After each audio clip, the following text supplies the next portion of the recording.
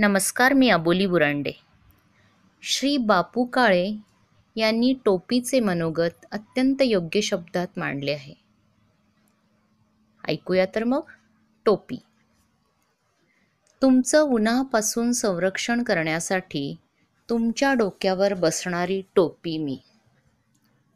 माझ्याशिवाय असं राजरोसपणे तुमच्या डोक्यावर सहजासहजी कोणी बसू शकत नाही. तसं तर तुम्ही स्वतःहूनच मला तुमच्या डोक्यावर बसवून घेता. एखाद्याच्या डोक्यावर बसणं किंवा एखाद्याला डोक्यावर बसवणं हे ज्याच्या त्याच्या योग्यतेवर अवलंबून असतं. कोणीही कोणाला उगीचच डोक्यावर बसवत नाही. लायकीशिवाय किंवा विनाकारण डोक्यावर बसवलंच तर त्याचे परिणाम बसवणाऱ्याला भोगावे लागतात.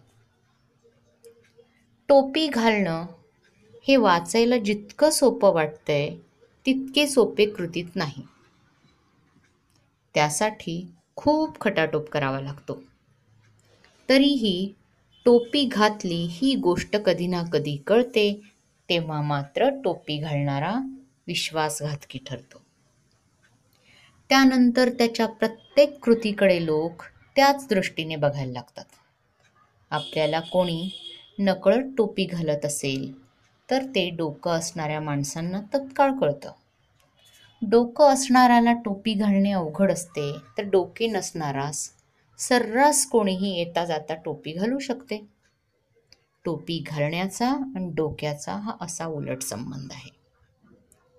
टोपी म्हणून माझं इतकंच सांगणं आहे की तुम्ही स्वतः कोणाला विश्वासघात करून टोपी घालू नका व कोणी तुम्हाला टोपी घालेल इतकेही बिनडोक होऊ नका.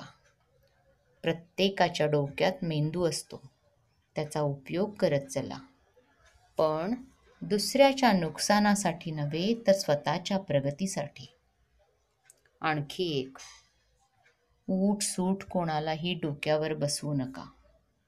छोटी गोष्ट म्हणून आपण जर एखाद्या वाईट सवयीला डोक्यावर बसवलं तर नंतर ती आपली पुरती वाट लावते.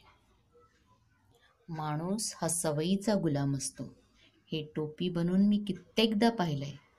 तेव्हा स्वतःला चांगल्या सवयी लावा व त्यांचे गुलाम व्हा.